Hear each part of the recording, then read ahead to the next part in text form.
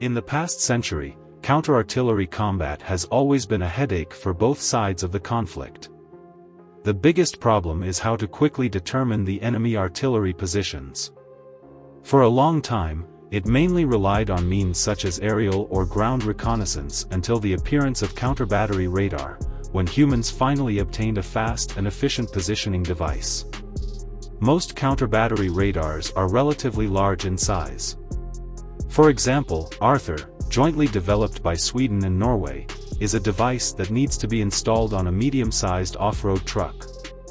However, there are also smaller versions, such as the 1L271 Stork exhibited by Russia in 2008, which is a portable counter-battery radar. Although the 1L271 is a portable equipment, the entire set is not light, weighing 135 kilograms. It includes power supply equipment, a tripod with a rotating seat, radar antenna, primary processing unit, control panel, and radio.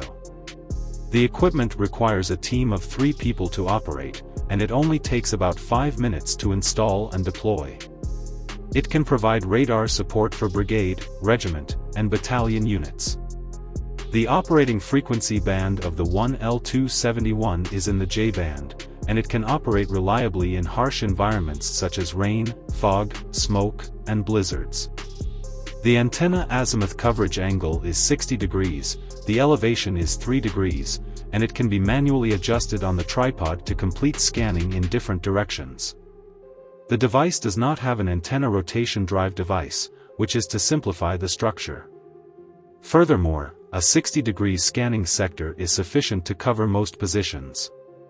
The radar can detect ammunition for 81 mm to 120 mm mortars, with an effective detection range of 750 meters to 5,000 meters. Considering factors such as terrain variation, the judgment error for mortar positions is within 30 meters. It can also detect ammunition for 122 mm to 155 mm howitzers, but the effective detection range is only 10 kilometers. Therefore, the calculated coordinates are not very accurate, and it needs to be compared and corrected based on the enemy artillery impact points. The 1L271 may not obtain very complete ballistic information for modern large-caliber howitzers with a maximum range much greater than 10 kilometers, so the accuracy may not be very high. The 1L271 can also be used as a reconnaissance radar. It has a detection range of 20 kilometers for targets such as tanks and armored vehicles, and can relatively accurately detect targets with a speed of up to 60 kilometers per hour. Of course, the 1L271 can also detect surface targets or low-altitude flying targets.